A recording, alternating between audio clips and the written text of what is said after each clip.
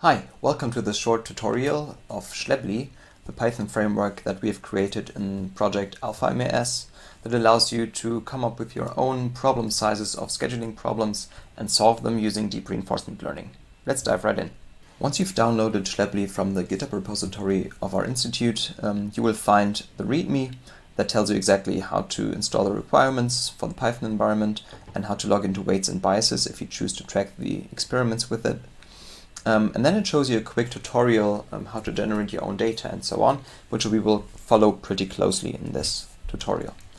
To create your own instances, you need to open the config files for data generation, and then you will find that for the job shop scheduling problem, we have provided an example of a 3x4 scheduling problem with 3 jobs and 4 tasks each.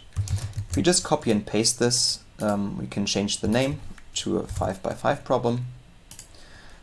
And then we should also change the file name that we are creating with the instances and the settings for it. The rest is fine, except that I would create more instances just to have better training performance. Once we've done that, we can go back to the tutorial. It shows us exactly which command to use to create our data. And we need to point to the config file that we have just created together. We press enter, and then in the terminal it will show you that it's generating instances and computing deadlines. That's just something that we do so that we can know feasible deadlines for the schedule in advance. That's useful for tardiness predictions and so on. Once that is done, you will see that in the instances of the job shop scheduling problem, we now have exactly the file with the instances that we want. So next we can start training. To train, we go back to the tutorial and find that we need to configure our training in the config parameters. To do so, we go to training. We want to train a PPO masked algorithm, and we simply copy and paste one of the existing examples again, rename them such that they fit our problem size, and then we should of course point to the right config for the JSSP 5x5. Also give this an appropriate name, and we want to turn on weights and biases for logging.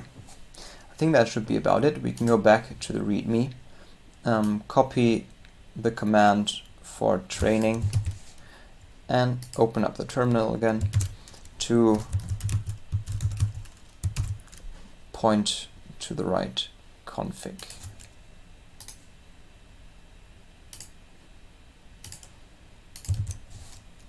Now, once we press enter, the training starts. Weights and biases run is created, which we will see in a second. And then we can click on the run that is created and follow our training procedure in the browser. After training is finished, I can come back to the browser and check out my results. I'll zoom back in, and I can see that on the training data set, the make span, which is what we optimized for, continuously decreased. That's a good sign. And also on intermediate tests on a different data set, the make span continuously decreased.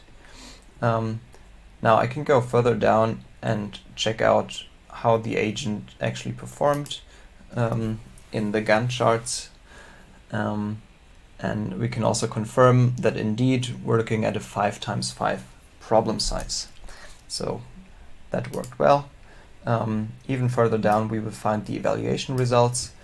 We find for the agent that the average make span on the holdout data set was 54 or 55, which is a lot better than all of the other methods that we compare against.